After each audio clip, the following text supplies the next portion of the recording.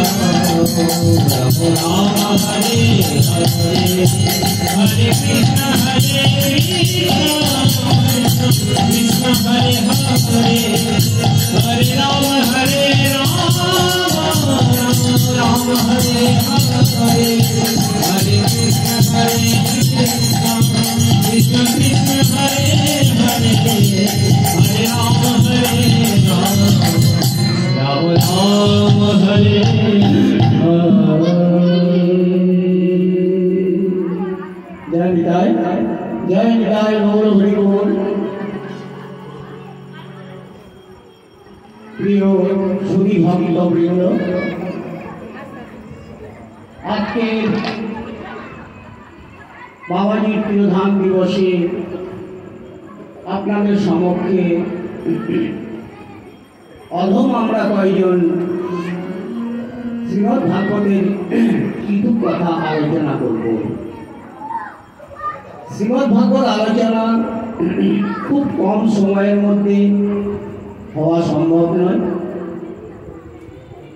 এরপরে কীর্তন হবে, তো আমাদের সময়ানুবন্ধিতার কারণে খুব সংক্ষেপে এবং মোটা মোটা ভাগবত স্বরূপ সম্পর্কে, ভাগবতের উৎস কি, কলিযুগে ভাগবতের উৎস কি, কোথা থেকে এলো ভাগবত, শ্রীমদ্ ভাগবত কি, কিভাবে এই শ্রীমদ্ ভাগবতে ভগবানের প্রবেশ হয়,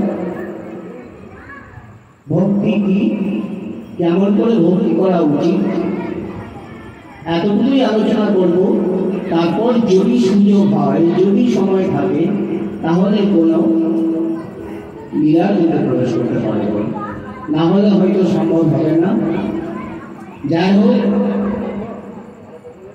নিতাই গৌর হরিধ্বনি দিয়ে শ্রী মধুসূদন শ্রী কমলাক্ষের চরণে আত্মনিবেদন করে আপনাদের ভক্তদের পদরোজ মাথায় নিয়ে আমি এই অধম সাধন চক্রবর্তী আপনাদের সমক্ষে কিছু ভাগবত কথা আলোচনা করছি।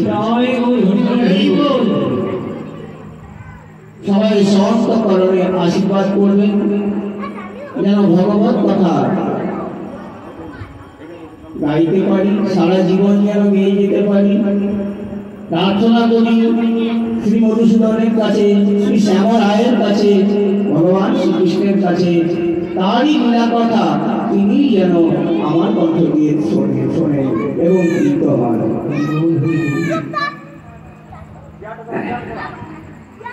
এই যে ভাগবত আসর, সাধু সঙ্গের আসর, এই সাধু সঙ্গের আসর সবার ভাগ্যে জোটে না, সবার ভাগ্যে জোটে না। বহু ভাগ্যে কোটি কোটি জন্মের পুণ্যের ফলে এই শ্রী ভাগবত কথা শ্রবণ হয়। তাই আগেকার দিনে, বর্তমানে তো এগুলো হয় না, আগেকার দিনে কি হতো, আমাদের মায়েরা আমাদের নিয়ে যেতেন, বড় বড় ভক্তরা আসতেন, তারা এই ভাগবত আসরে, হরিনাম সংকীর্তনের আসরে গড়াগড়ি দিতেন। কেন? যেখানে হয় নাম সংকীর্তন সেই তো মধুর বৃন্দাবন, মধুর বৃন্দাবন। এই বৃন্দাবনের পদরোজ মাথায় নেওয়ার জন্য গোপীরা যেমন দিনরাত ওই বৃন্দাবনের পদরোজ ভগবান শ্রীকৃষ্ণের মাথায় গিয়েছিলেন, ভগবান শ্রীকৃষ্ণ যেমন গোপী পদরোজ মাথায় নিয়ে খুব খুশি হতেন, আনন্দ হতেন। তাই আমরাও আপনাদের পদরোজ মাথায় নিয়ে আজকের অনুষ্ঠান শুরু করব। তাই অঙ্গে মাখো মাখো রে, আপনারাও সবাই আমার সঙ্গে গাইবেন একটু। আমার মোটা গলা এত ভালো লাগবে, কিন্তু আপনারাও সবাই গাইবেন আমার সঙ্গে। হরি বল। অঙ্গে মাখো মাখো রে এই তো ব্রজের ধুলা, অঙ্গে মাখো মাখো রে এই তো ব্রজের ধুলা, অঙ্গে মাখো রে এই তো ব্রজের ধুলা, অঙ্গে মাখো মাখো রে এই তো ব্রজের ধুলা, মাখো মাখো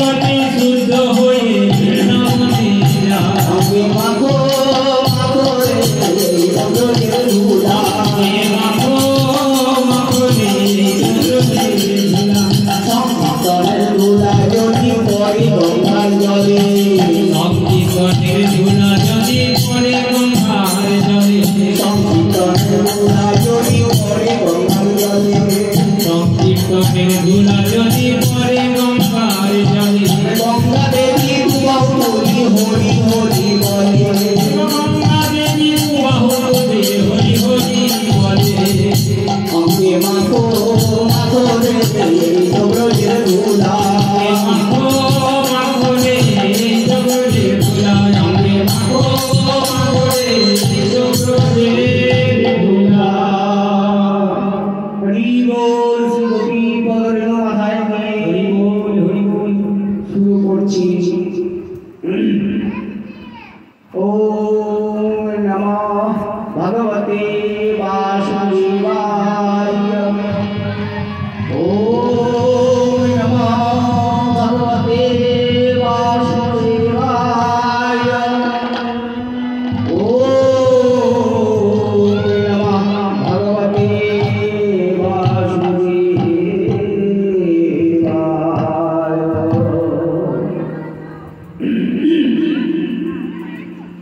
শাস্ত্রে বলেছেন সর্বাণি তীর্থানি বসন্তি তত্র যত্র চ্যুত কথার প্রসন্ন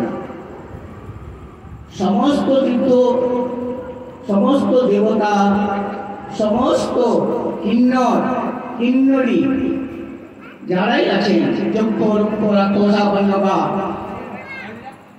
সব এসে উপস্থিত হন যেখানে শ্রীমদ্ ভাগবত কথার শ্রবণ হয়। তাই আপনারা আমরা সব থেকে ভাগ্যবান। কেন কি কোটি কোটি জন্মের পুণ্য না থাকলে এই শ্রীমদ্ ভাগবত কথার শ্রবণ হয় না মা। শাস্ত্রে বলছে ভাগ্যোদয়েন বহু জন্ম সমর্জিতেন, অনেক অনেক জন্মের ভাগ্যের ফলে অনেক অনেক জন্মের ভাগ্য করার জন্য, সৎ কর্ম করার জন্য, সৎ সঙ্গে যাওয়ার জন্য, সাধু সঙ্গ করার জন্যই সঙ্গমং চাহুনে পুরুষো জলাবরা, সাধু সঙ্গ করে এই ভাগ্যের উৎপন্ন হয়। আর এই ভাগ্যের ভাগ হয় না, এই ভাগ্যের ক্ষয় হয় না কখনো। আর শ্রবণ করলে কি হয়? এই শ্রীমদ্ ভাগবত শ্রবণ করলে অজ্ঞান হেতু আবৃত মোহ মলান্ধকারই নাশম বিদায়ী ये তৎউদয়তে বিবেকঃ। এই ভাগবত শ্রবণ করলে কি হয়? মত আমাদের ষড় ঋতুর যে বহর আছে, কাম ক্রোধ লোভ মদ মোহ মাৎসর্য সব নাশ হয়ে যায়। আর কি হয়? জ্ঞানের উদয় হয়। আর যখন জ্ঞানের উদয় হবে তখন বিবেক জেগে যাবে। বিবেক কি? পরপক্ষে দুটি হওয়া বিবেক আমরা সবাই জানি, কিন্তু শাস্ত্র বলছেন নিত্য বস্তু বিচার বিবেক। এই জগতে নিত্য কি আর অনিত্য? নিত্য একমাত্র পরম পুরুষ শ্রী ভগবান, আর অনিত্য তার জীব জগতে যা কিছু আছে, আমাদের শরীর, আমাদের দেহ, আমাদের ঘর বাড়ি সব অনিত্য। শত জনমে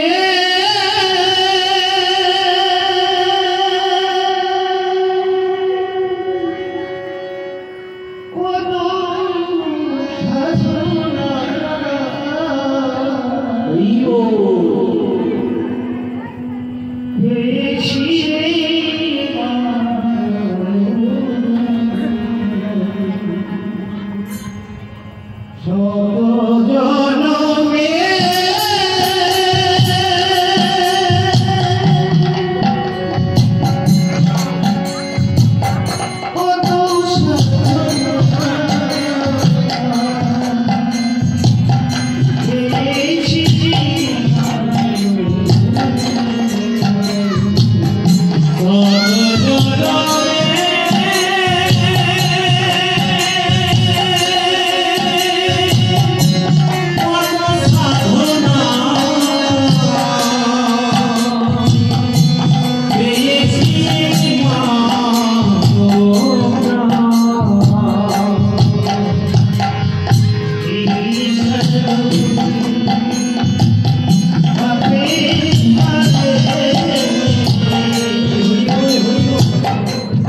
ডুবে আছি হায় আঁধারে এই সাগরে পাপের ভারে ডুবে আছি হায় আঁধারে ওহো রূপে